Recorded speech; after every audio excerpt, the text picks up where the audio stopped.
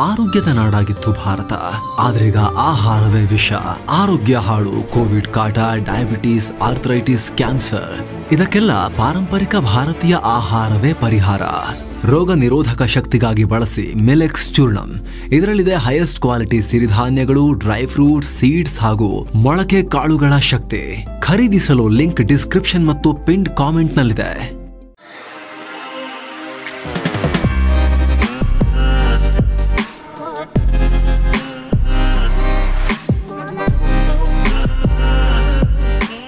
Hi friends, ದಿನದ ಎಲ್ಲ ಪ್ರಮುಖ ಸುದ್ದಿಯನ್ನು ನಿಮಗೆ ತಲುಪಿಸೋ mastmaga.comನ ಫುಲ್ ನ್ಯೂಸ್ಗೆ ಸ್ವಾಗತ. ನಾನು ಅಮರ್ ಪ್ರಸಾದ್. ಇಸ್ರೇಲ್ ಮತ್ತು ಇರಾನ್ ನಡುವಿನ ಸಂಘರ್ಷದಲ್ಲಿ ದಾಳಿ ಪ್ರತಿದಾಳಿಗಳು ಹೆಚ್ಚಾಗಿವೆ. ಈಗ ಇರಾನ್ನ ಮಿಸೈಲ್ಗಳು ಇಸ್ರೇಲ್ ಒಳಗೆ ದೊಡ್ಡ ದಾಳಿ ಮಾಡಿವೆ. ಇಸ್ರೇಲ್ನ ಹೈಫಾ ಮತ್ತು ಬೇರ್ಷೇವಾ ಪ್ರದೇಶದಲ್ಲಿ ಡ್ಯಾಮೇಜಸ್ ಆಗಿದೆ. ಹೈಫಾದಲ್ಲಿರೋ ದೊಡ್ಡ ಬಿಲ್ಡಿಂಗ್ ಒಂದು ಧಗಧಗಿಸಿ ಉರಿತಾ ಇರೋದು ಕಂಡುಬಂದಿದೆ. ಇದರಲ್ಲಿ ಸಾಕಷ್ಟು ಜನ ಗಾಯಗೊಂಡಿದ್ದು ರಕ್ಷಣಾ ತಂಡಗಳು ಧಾವಿಸಿವೆ. ಅತ್ತ ಜೆರುಸಲಂ ಮತ್ತು ಟೆಲ್ ಅವ್ಯೂನಲ್ಲಿ 3-4 ಸ್ಫೋಟದ ಸದ್ದು ಕೇಳಿಸಿದೆ. ಇರಾನ್ ದಾಳಿ ತೀವ್ರವಾಗ್ತಿದ್ದ ಹಾಗೆ ಇಸ್ರೇಲ್ನಾದ್ಯಂತ ಸೈರನ್ ಸದ್ದು ಮೊಳಗಿದೆ. ಇತ್ತ ಇಸ್ರೇಲ್ ಕೂಡ ಇರಾನ್ನ ಮಧ್ಯ ಮತ್ತು ಪಶ್ಚಿಮ ಭಾಗದ ಮೇಲೆ ನಿರಂತರವಾಗಿ ದಾಳಿಯನ್ನು ಮುಂದುವರೆಸಿದೆ. ಅಲ್ಲಿನ ಮಿಲಿಟರಿ ಇನ್ಫ್ರಾ ಮೇಲೆ ದಾಳಿಯಾಗಿದೆ. ಇತ್ತ ಇಸ್ರೇಲ್ ದಾಳಿ ಖಂಡಿಸಿ ಇರಾನ್ ರಾಜಧಾನಿ ತೆಹರಾನ್ ಮತ್ತು ಇತರ ಪ್ರಾಂತ್ಯಗಳಲ್ಲಿ ಬೃಹತ್ ಪ್ರತಿಭಟನೆ ಭುಗಿಲೆದ್ದಿದೆ. ಇರಾನ್ ಧ್ವಜ ಹಿಡಿದು ಇಸ್ರೇಲ್ ವಿರೋಧಿ ಘೋಷಣೆ ಕೂಗಿದ್ದಾರೆ. ಕೆಲವರು ಈ ಸಂಘರ್ಷಕ್ಕೆ ಅಮೆರಿಕ ಮಧ್ಯ ಬಂದರೆ ದೊಡ್ಡ ಅಪಾಯ ಆಗುತ್ತೆ ಅನ್ನೋ ಎಚ್ಚರಿಕೆಯನ್ನು ಕೂಡ ಘೋಷಣೆಯನ್ನು ಕೂಗಿದ್ದಾರೆ. ಕೆಲವರು ಇಸ್ರೇಲ್ ದಾಳಿಗೆ ಮೃತಪಟ್ಟ ಇರಾನ್ ಕಮಾಂಡರ್ಗಳ ಫೋಟೋ ಹಿಡಿದಿದ್ರೆ, ಇನ್ನು ಕೆಲವರು ಇರಾನ್ ನಾಯಕತ್ವಕ್ಕೆ ಅಂದರೆ ಖಾಮೆನೇಯಿಗಳಿಗೆ ನಮ್ಮ ಸಪೋರ್ಟ್ ಇದೆ ಅಂತ ಹೇಳಿದ್ದಾರೆ. ಅಲ್ಲದೆ ನಮ್ಮ ನಾಯಕರಿಗಾಗಿ ಪ್ರಾಣ ತ್ಯಾಗ ಮಾಡ್ತೀವಿ ಅಂತ ಬರೆದಿರೋ ಬ್ಯಾನರ್ ಅನ್ನು ಕೂಡ ಹಿಡಿದಿದ್ದಾರೆ. ಈ ಪ್ರತಿಭಟನಾಕಾರರೊಂದಿಗೆ ಹಿರಿಯ ಅಧಿಕಾರಿಗಳು ಕೂಡ ಕಾಣಿಸಿಕೊಂಡ್ರು. Iran chief justice Gholam Hossein Mohseni, ಮಾಜಿ IRGC commander major general Mohammad Ali Jafari ಹಾಗೂ ಹಲವು ಮಂತ್ರಿಗಳು, ಇರಾನ್ ಸಂಸತ್ನ ಡೆಪ್ಯೂಟಿ ಸ್ಪೀಕರ್ ಎಲ್ಲ ಇದ್ರು. ಈ ಮಧ್ಯೆ ಇರಾನ್ ಭಾರತದ ಸಹಾಯ ಕೇಳಿದೆ. ಭಾರತದಂಥ ದೊಡ್ಡ ರಾಷ್ಟ್ರಗಳು ಶಾಂತಿ ಪರವಾಗಿರೋರು ಇಸ್ರೇಲ್ ಮೇಲೆ ಪ್ರೆಷರ್ ಹಾಕಬೇಕು, ಮೊದಲು ಇಸ್ರೇಲ್ ಮಾಡಿರೋ ದಾಳಿಯನ್ನು ಭಾರತ ಖಂಡಿಸಬೇಕು ಅಂತ ಭಾರತದಲ್ಲಿರೋ ಇರಾನ್ ರಾಯಭಾರಿ ಆಗ್ರಹ ಮಾಡಿದೆ. ಈ ಮಧ್ಯೆ ಇರಾನ್ ಭಾರತಕ್ಕೆ ದೊಡ್ಡ ಸಹಕಾರ ಕೊಟ್ಟಿದೆ. ಯುದ್ಧದ ಕಾರಣದಿಂದ ಇರಾನ್ ತನ್ನ ವಾಯುಪ್ರದೇಶವನ್ನು ಬಂದ್ ಮಾಡಿದೆಯಲ್ಲ, ಈಗ ಕೇವಲ ಭಾರತಕ್ಕೆ ಮಾತ್ರ ಓಪನ್ ಮಾಡಿದ್ದಾರೆ. ಭಾರತೀಯ ವಿದ್ಯಾರ್ಥಿಗಳನ್ನು ಮತ್ತು ಜನರನ್ನು ಸ್ಥಳಾಂತರ ಮಾಡೋಕೆ ಇರಾನ್ ಕೇವಲ ಭಾರತೀಯ ವಿಮಾನಗಳಿಗೆ ಮಾತ್ರ ತನ್ನ ಏರ್ ಸ್ಪೇಸನ್ನು ಓಪನ್ ಮಾಡಿದೆ. ಇರಾನ್ನ ಮಶಹದ್ ನಗರದಿಂದ ಸಿಕ್ಕಾಕೊಂಡಿರೋ ಸುಮಾರು 1,000 ಭಾರತೀಯರನ್ನ ತಾಯ್ನಾಡಿಗೆ ಕಳಿಸ್ಕೊಡೋಕೆ ಇರಾನ್ನ ಮಹಾನ್ ಏರ್ಲೈನ್ಸ್ ವಿಮಾನಗಳನ್ನು ಅರೇಂಜ್ ಮಾಡಲಾಗಿದೆ. ಭಾರತದ ಆಪರೇಷನ್ ಸಿಂಧು ಅಡಿಯಲ್ಲಿ ಇವರೆಲ್ಲರನ್ನ ಹೊತ್ತ ಮೊದಲ ಫ್ಲೈಟ್ ಇಂದು ರಾತ್ರಿ ದಿಲ್ಲಿಗೆ ಬಂದು ಲ್ಯಾಂಡಿಂಗ್. 2 ದಿನಗಳ ಹಿಂದಷ್ಟೇ ಸುಮಾರು 110 ಭಾರತೀಯ ವಿದ್ಯಾರ್ಥಿಗಳನ್ನ ಇರಾನ್ ಬಾರ್ಡರ್ ಕ್ರಾಸ್ ಮಾಡಿಸಿ ಅರ್ಮೇನಿಯಾಗೆ ತಗೊಂಡ್ಬಂದು ಅಲ್ಲಿಂದ ವಿಮಾನ ಮೂಲಕ ಕರ್ಕೊಂಡ್ಬರಲಾಗಿತ್ತು. ಬಹಳ ಸರ್ಕಸ್ ಆಗಿತ್ತು. ಯಾಕಂದ್ರೆ ಆಗ ಇರಾನ್ನ ವಾಯು ಪ್ರದೇಶ ಎಲ್ಲರಿಗೂ ಕ್ಲೋಸ್ ಇತ್ತು. ಈಗ ಸುಮಾರು 1000 ವಿದ್ಯಾರ್ಥಿಗಳು ಸೇಫ್ ಆಗಿ ವಾಪಸ್ ಆಗ್ತಾ ಇದ್ದಾರೆ. ಈಗ 2ನೇ ಹಂತದಲ್ಲಿ ಅಂದಾಗ ಇರಾನ್ನಲ್ಲಿ ಪ್ರಸ್ತುತ ಸುಮಾರು 10,000 ಭಾರತೀಯರಿದ್ರು. ಅದರಲ್ಲಿ ಹಂತ ಹಂತವಾಗಿ ಕರ್ಕೊಂಬರಲಾಗ್ತಾ ಇದೆ. 2,000 ವಿದ್ಯಾರ್ಥಿಗಳಿದ್ದಾರೆ ಅದರಲ್ಲಿ, ಮತ್ತು ಉಳಿದವರು ಕೆಲಸ ಮಾಡೋಕೆ ಹೋದವರಿದ್ದಾರೆ. ಇನ್ನೊಂದು ಕಡೆ ಇರಾನ್ ಅಧ್ಯಕ್ಷ ಮಸೂದ್ ಪೆಜೆಶ್ಕಿಯಾನ್ ಇಸ್ರೇಲ್ಗೆ ಎಚ್ಚರಿಕೆ ಕೊಟ್ಟಿದ್ದಾರೆ. ಈಗಿಂದೀಗಲೇ ನೀವು ಯಾವುದೇ ಕಂಡೀಷನ್ ಹಾಕದೆ ದಾಳಿ ಮಾಡೋದನ್ನು ನಿಲ್ಲಿಸಿ, ಶಾಶ್ವತವಾಗಿ ನಿಲ್ಲಿಸಲಾಗಿದೆ ದಾಳಿಯನ್ನು ಅಂತ ಗ್ಯಾರಂಟಿ ಕೊಡಿ, ಇಲ್ಲಾಂದರೆ ಇರಾನ್ ಬಹಳ ಕಠಿಣವಾಗಿ ಇಸ್ರೇಲ್ ಮೇಲೆ ಪ್ರತೀಕಾರ ತೀರಿಸಿಕೊಳ್ಳುತ್ತೆ. ಕಂಡೀಷನ್ಸ್ ಹಾಕದೆ ಇಸ್ರೇಲ್ ತನ್ನ ದಾಳಿ ನಿಲ್ಲಿಸಿದರೆ ಮಾತ್ರ ಶಾಂತಿ ಸ್ಥಾಪನೆಯಾಗೋಕೆ ಸಾಧ್ಯ ಅಂತ ಹೇಳಿದ್ದಾರೆ.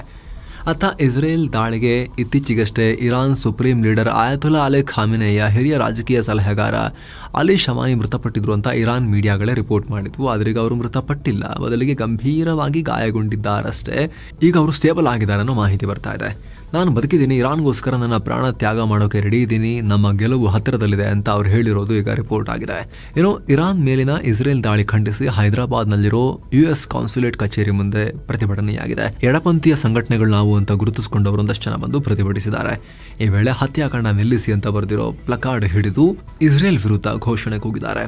ಪ್ರತಿಭಟನೆ ದೊಡ್ಡದಾಗ್ತಿದ್ದ ಹಾಗೆ ಸ್ಥಳೀಯ ಪೊಲೀಸರು ಅಹಿತಕರ ಘಟನೆ ತಡೆಯೋಕೆ ಕ್ರಮ ತಗೊಂಡಿದ್ದಾರೆ. ಹಲವು ಜನರನ್ನ ವಶಕ್ಕೆ ಪಡೆದಿದ್ದಾರೆ. ಈ ಮಧ್ಯೆ ಬ್ರಿಟನ್ನಲ್ಲಿ ಏನಾಗಿದೆ ಗೊತ್ತಾ? ಗಾಜಾ ಸಂಘರ್ಷದಲ್ಲಿ ಬ್ರಿಟನ್ ಇಸ್ರೇಲ್ಗೆ ಸಪೋರ್ಟ್ ಮಾಡ್ತಾ ಇದೆ ಅಂತ ಪ್ಯಾಲೆಸ್ತೇನಿ ಪರ ಹೋರಾಟಗಾರರು ಬ್ರಿಟನ್ನ ಅತಿದೊಡ್ಡ ವಾಯುನೆಲೆ ಒಳಗೆ ನುಗ್ಗಿಬಿಟ್ಟಿದ್ದಾರೆ. ಅಲ್ಲಿ 2 ವಿಮಾನಗಳಿಗೆ ಡ್ಯಾಮೇಜ್ ಮಾಡಿದ್ದಾರೆ. ಏನು ಸೆಕ್ಯೂರಿಟಿ ಇಟ್ಕೊಂಡಿದ್ದಾರೋ ಏರ್ಫೋರ್ಸ್ನವರು, ಬ್ರಿಟಿಷ್ ಏರ್ಫೋರ್ಸ್ನವರು. ರಾಯಲ್ ಏರ್ಫೋರ್ಸ್ಗೆ ಸೇರಿದ ಪ್ಲೇನ್ಗಳಿಗೆ ಕೆಂಪು ಬಣ್ಣದ ಸ್ಪ್ರೇ ಎಲ್ಲ ಮಾಡಿ ಹೋಗಿದ್ದಾರೆ. ಅಂದರೆ ಇದಕ್ಕೆ ಬ್ರಿಟನ್ ರಕ್ಷಣಾ ಸಚಿವಾಲಯ ಮತ್ತು ಪ್ರಧಾನಿ ಖಿಯರ್ ಸ್ಟಾರ್ಮರ್ ಖಂಡನೆ ವ್ಯಕ್ತಪಡಿಸಿದ್ದಾರೆ. ಸದ್ಯ ಅಲ್ಲಿನ ಸ್ಥಳೀಯ ಪೊಲೀಸರು ತನಿಖೆ ನಡೆಸ್ತಾ ಇದ್ದಾರೆ. ಯಾರು ಇವರು ಈ ಥರ ಬಂದು ಏರ್ಫೋರ್ಸ್ ಸ್ಟೇಷನ್ ಒಳಗೆ ನುಗ್ಗಿದನ್ನೆಲ್ಲ ಮಾಡಿದವರು ಯಾರು ಅಂತ. ಏನೋ ಕಾರ್ಯಕ್ರಮವೊಂದರಲ್ಲಿ ರಾಷ್ಟ್ರಪತಿ ದ್ರೌಪದಿ ಮುರ್ಮು ಭಾವುಕರಾಗಿ ಕಣ್ಣೀರು ಹಾಕಿದ್ದಾರೆ. ದ್ರೌಪದಿ ಮುರ್ಮು ಅವರ 67ನೇ ಜನ್ಮದಿನ. ಹೀಗಾಗಿ ರಾಷ್ಟ್ರಪತಿ ದೃಷ್ಟಿ ವಿಶೇಷ ಚೇತನರ ಜೊತೆಗೆ ಹುಟ್ಟುಹಬ್ಬವನ್ನು ಆಚರಿಸಿಕೊಂಡಿದ್ರು. ಈ ವೇಳೆ ವಿಶೇಷ ಚೇತನ ಮಕ್ಕಳ ಹಾಡಿಗೆ ವೇದಿಕೆ ಮೇಲೇ ಕಣ್ಣೀರು ಹಾಕಿದ್ದಾರೆ. ಇದಾದ್ಮೇಲೆ ಮಾತನಾಡಿದ ಅವರು, ನನಗೆ ಕಣ್ಣೀರು ತಡ್ಕೊಳ್ಳೋಕ್ಕಾಗಲಿಲ್ಲ, ಅವರು ಹೃದಯದಿಂದ ಹಾಡಿದ್ರು ಅಂತ ಮುರ್ಮು ಮತ್ತೆ ಭಾವುಕರಾಗಿ ಮಾತನಾಡಿದ್ದಾರೆ. ಅಹಮದಾಬಾದ್ ವಿಮಾನ ದುರಂತದ ನಂತರ ವಿಮಾನದ ಸೇಫ್ಟಿ ಬಗ್ಗೆ ತುಂಬಾ ಚರ್ಚೆ ಆಗ್ತಾ ಇದೆ. ಈಗ ಇದೇ ಸೇಫ್ಟಿಗೆ ಸಂಬಂಧಪಟ್ಟಂತೆ ಸಂಸತ್ ಸಮಿತಿಯ ರಿಪೋರ್ಟ್ ಒಂದು ಚರ್ಚೆಗೆ ಕಾರಣ ಆಗ್ತಾ ಇದೆ. ಕಳೆದ ಮಾರ್ಚ್ನಲ್ಲೇ ಪ್ರವಾಸೋದ್ಯಮ ಮತ್ತು ಸಾರಿಗೆ ಇಲಾಖೆಗೆ ಸಂಬಂಧಪಟ್ಟ ಸಂಸತ್ತಿನ ಸ್ಥಾಯಿ ಸಮಿತಿ ಸ್ಟ್ಯಾಂಡಿಂಗ್ ಕಮಿಟಿ ರಾಜ್ಯಸಭೆಯಲ್ಲಿ ವರದಿಯನ್ನು ಮುಂದಿಟ್ಟಿತ್ತು. ಈ ವೇಳೆ ವಿಮಾನಯಾನ ಸೇಫ್ಟಿ ಬಗ್ಗೆ ಕಳವಳ ವ್ಯಕ್ತಪಡಿಸಲಾಗಿತ್ತು. ಭಾರತ ಜಗತ್ತಲ್ಲೇ 3ನೇ ಅತಿದೊಡ್ಡ ಏವಿಯೇಷನ್ ಇಂಡಸ್ಟ್ರಿಯನ್ನು ಹೊಂದಿದೆ, ಅಂದರೆ ವಿಮಾನಯಾನದ ಉದ್ಯಮವನ್ನು ಹೊಂದಿದೆ. ಹೀಗಿರುವಾಗ ವಿಮಾನಯಾನದ ಸೇಫ್ಟಿಗೆ ಮತ್ತು ಅಪಘಾತಗಳ ತನಿಖೆಗೆ ಬಜೆಟ್ನಲ್ಲಿ ಮೀಸಲಿಟ್ಟಿರೋ ಹಣ ಸಾಕಾಗಲ್ಲ.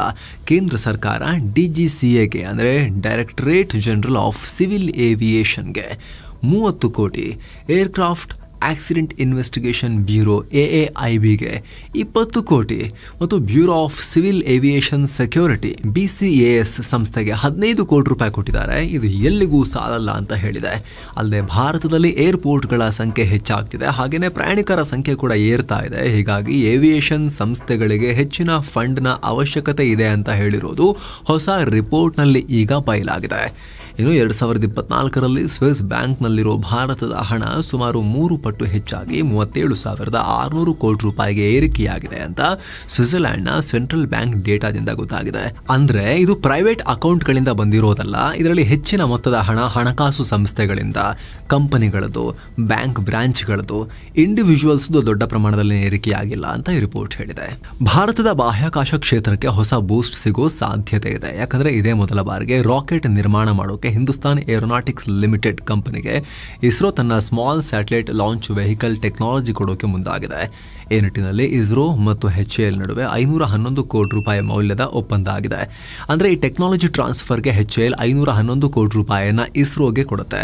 ಈ ಮೂಲಕ HAL ಇನ್ನು ಮುಂದೆ ಸ್ವಂತವಾಗಿ 500 kg ಪೆಲೋಡ್ ಕೆಪಾಸಿಟಿ ಹೊಂದಿರೋ SSLV ನಿರ್ಮಾಣ ಮಾಡಿ ಮಾರಾಟ ಮಾಡಲಿದೆ.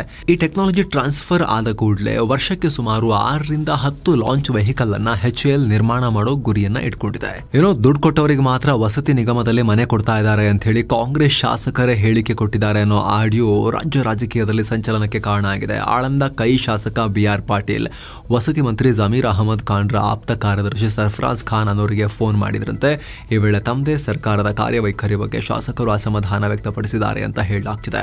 ಸರ್ಕಾರಿ ಮನೆಗಳ ಹಂಚಿಕೆಗೆ ಲಂಚ ಪಡಿತಾ ಇದ್ದಾರೆ, ಹಣ ಕೊಟ್ಟವರಿಗಷ್ಟೇ ವಸತಿ ನಿಗಮದಲ್ಲಿ ಮನೆ ಮಂಜೂರು ಮಾಡಲಾಗ್ತಾ ಇದೆ ಅಂತ ಹೇಳಿದಾರಂತೆ. ಇದಕ್ಕೆ ಪ್ರತಿಯಾಗಿ ಯಾವ ಕ್ಷೇತ್ರದಲ್ಲಿ ಹೀಗಾಗಿದೆ ಮಾಹಿತಿ ಕೊಡಿ, ಕೂಡಲೇ ಕ್ರಮ ಕೈಗೊಳ್ತೀವಿ ಅಂತ ಜಮೀರ್ ಅವರ ಆಪ್ತ ಕಾರ್ಯದರ್ಶಿ ಸರ್ಫರಾಜ್ ಖಾನ್ ಹೇಳಿದ್ದಾರೆ ಅನ್ನೋದು ಮಾಹಿತಿ.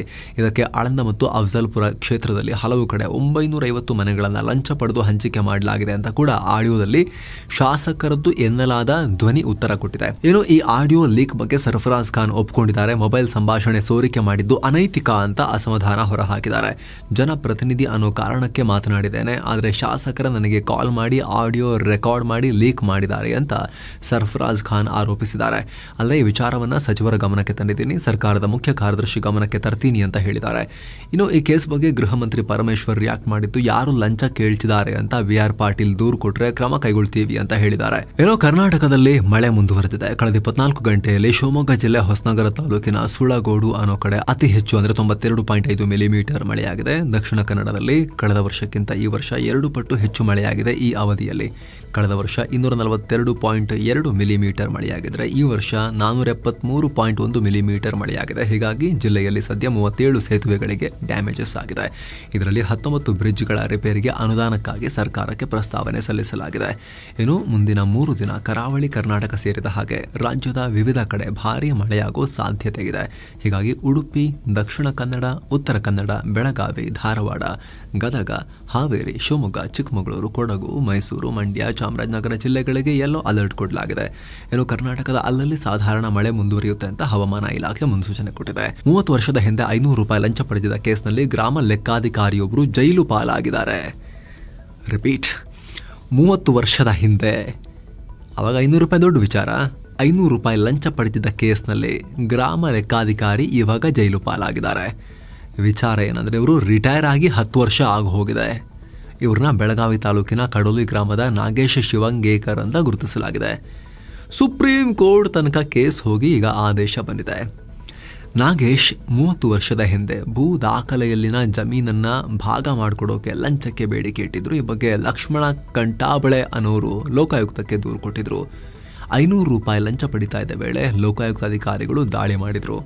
2006ರಲ್ಲಿ ಗ್ರಾಮ ಲೆಕ್ಕಾಧಿಕಾರಿ ನಾಗೇಶ್ ಶಿವಂಗೇಕರ್ಗೆ ತನಿಖೆಯಲ್ಲಾದ್ಮೇಲೆ 1 ವರ್ಷ ಜೈಲು ಮತ್ತು 1,000 ರೂಪಾಯಿ ದಂಡ ಕೂಡ ಕೊಡಲಾಗಿತ್ತು. ಬಳಿಕ ಧಾರವಾಡ ಹೈಕೋರ್ಟ್ ಮೊರೆ ಹೋಗಿದ್ದ ನಾಗೇಶ್ಗೆ ರಿಲೀಫ್ ಸಿಕ್ಕಿತ್ತು. ಆದರೆ ಹೈಕೋರ್ಟ್ ಆದೇಶ ಪ್ರಶ್ನಿಸಿ ಸುಪ್ರೀಂ ಕೋರ್ಟ್ನಲ್ಲಿ ಮೇಲ್ಮನವಿ ಸಲ್ಲಿಕೆ ಮಾಡಲಾಗಿತ್ತು. ಇದೀಗ ಸುಪ್ರೀಂ ಕೋರ್ಟ್ ಲೋಕಾಯುಕ್ತ ಪರವಾಗಿ ತೀರ್ಪು ಕೊಟ್ಟಿದೆ. ಕೆಲಸದಿಂದ ರಿಟೈರ್ ಆದ 10 ವರ್ಷದ ಬಳಿಕ ನಾಗೇಶ್ ಶಿವಂಗೇಕರ್ ಜೈಲು ಪಾಲಾಗಿದ್ದಾರೆ. ಸದ್ಯ ಹಿಂಡಲಗ ಜೈಲಿಗೆ ನಾಗೇಶ್ವರನ್ನ ಶಿಫ್ಟ್ ಮಾಡಲಾಗಿದೆ.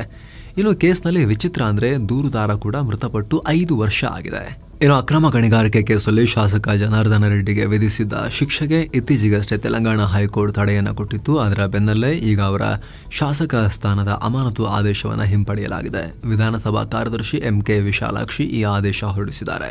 ಭಾರತ ಇಂಗ್ಲೆಂಡ್ ನಡುವಿನ 5 ಟೆಸ್ಟ್ಗಳ ಸರಣಿಯ ಮೊದಲ ಪಂದ್ಯ ಇಂಗ್ಲೆಂಡ್ನ ಹೆಡಿಂಗ್ಲೆನಲ್ಲಿ ಶುರುವಾಗಿದೆ. ಈ ಮ್ಯಾಚ್ನಲ್ಲಿ ಭಾರತದ ಪರವಾಗಿ KL ರಾಹುಲ್, ಕರುಣ್ ನಾಯರ್ ಮತ್ತು ವೇಗಿ ಪ್ರಸಿದ್ಧ ಕೃಷ್ಣ ಈ 3 ಕನ್ನಡಿಗರು ಕಣಕ್ಕಿಳಿದಿದ್ದಾರೆ. ಜೊತೆಗೆ ಸಾಯಿ ಸುದರ್ಶನ್ ಕೂಡ ಡೆಬ್ಯೂ ಮಾಡ್ತಾ ಇದ್ದಾರೆ.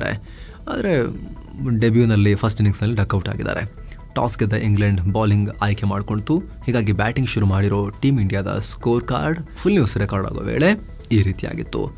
ಇದು ಇಂಗ್ಲೆಂಡ್ನಲ್ಲಿ ಆಗ್ತಿರೋದ್ರಿಂದ ಭಾರತೀಯ ಕಾಲಮಾನ ಮಧ್ಯಾಹ್ನ 3:30 ಸುಮಾರಿಗೆ ದಿನದ ಆಟ ಆರಂಭ ಆಗುತ್ತೆ. ಏನೋ ಭಾರತದ ಷೇರುಪೇಟೆಯಲ್ಲಿಂದು ಗೂಳಿ ಆರ್ಭಟ ಮಾಡಿದೆ.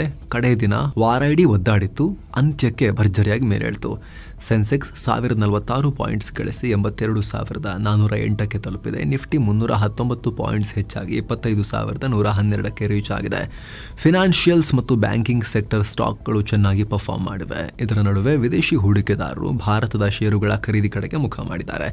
ಇತ್ತ ಕಚ್ಚಾ ತೈಲ ದರದಲ್ಲಿ ಇಳಿಕೆ, ಡಾಲರ್ ಮೌಲ್ಯದಲ್ಲಿ ಕುಸಿತ ಆಗಿದೆ. ಹೀಗಾಗಿ ದೇಸಿ ಮಾರುಕಟ್ಟೆಗೆ ದೊಡ್ಡ ಬೂಸ್ಟ್ ಸಿಕ್ಕಿದೆ. Bharti Airtel, Mahindra and Mahindra, power grid corporation, Reliance industries, Nestle India ಸೇರಿ ಆಲ್ಮೋಸ್ಟ್ ಎಲ್ಲ ಷೇರುಗಳು ಗ್ರೀನ್ ನಲ್ಲಿದ್ವು. ಕೆಲವು Maruti Suzuki, Axis bank, UltraTech cement ಷೇರುಗಳು ರೆಡ್ ನಲ್ಲಿದ್ವು. ಡಾಲರ್ ಮುಂದೆ ರೂಪಾಯಿ ಮೌಲ್ಯ 14 ಪೈಸೆ ಏರಿಕೆಯಾಗಿ 86 ರೂಪಾಯಿ 59 ಪೈಸೆಯಾಗಿದೆ. ಇನ್ನು ಚಿನ್ನ ಮತ್ತು ಬೆಳ್ಳಿ ಬೆಲೆ ವಿಚಾರಕ್ಕೆ ಬಂದರೆ 24 ಕ್ಯಾರೆಟ್ನ 10 ಗ್ರಾಂ ಚಿನ್ನದ ಬೆಲೆಯಲ್ಲಿ 570 ರೂಪಾಯಿ ಕಮ್ಮಿಯಾಗಿ 98,691 ರೂಪಾಯಿ ಆಗಿದೆ. 22 ಕ್ಯಾರೆಟ್ನ 10 ಗ್ರಾಂ ಚಿನ್ನದ ಬೆಲೆಯಲ್ಲಿ 520 ರೂಪಾಯಿ ಕಮ್ಮಿಯಾಗಿ 90,400 ರೂಪಾಯಿ ಆಗಿದೆ. 1 ಕೆಜಿ ಬೆಳ್ಳಿ ಬೆಲೆಯಲ್ಲಿ 608 ರೂಪಾಯಿ ಕಮ್ಮಿಯಾಗಿ 1,06,775 ರೂಪಾಯಿ ಆಗಿದೆ. ಸೊ ಫ್ರೆಂಡ್ಸ್, ಇದಾಗಿತ್ತು ಇವತ್ತಿನ ಫುಲ್ ನ್ಯೂಸ್. ನಾವು ಕುಯ್ದಿಲ್ಲ, ಎಳೆದಿಲ್ಲ, ಕಿರ್ಚಾಡಿಲ್ಲ, ಬರೀ ಸುದ್ದಿಯ ರೀತಿಯಲ್ಲಿ ನಿಮಗೆ ತಲುಪಿಸುವ ಪ್ರಯತ್ನವನ್ನು ಮಾಡಿದ್ದೀವಿ. ನಮ್ಮ ಈ ಪ್ರಯತ್ನ ನಿಮಗೆ ಇಷ್ಟ ಆಗ್ತಾ ಇದ್ದರೆ ದಯವಿಟ್ಟು mastmaga.com ಚಾನಲ್ಗೆ ಸಬ್ಸ್ಕ್ರೈಬ್ ಮಾಡಿ. ಪಕ್ಕದ ಬೆಲ್ ಐಕಾನ್ ಮೇಲೆ ಕ್ಲಿಕ್ ಮಾಡೋದನ್ನು ಯಾವುದೇ ಕಾರಣಕ್ಕೂ ಮರಿಬೇಡಿ ಅಂತ ನಿಮ್ಮಲ್ಲಿ ನಮ್ಮ ಮನವಿ. ಮತ್ತೆ ಭೇಟಿ ಆಗ್ತಿರೋಣ.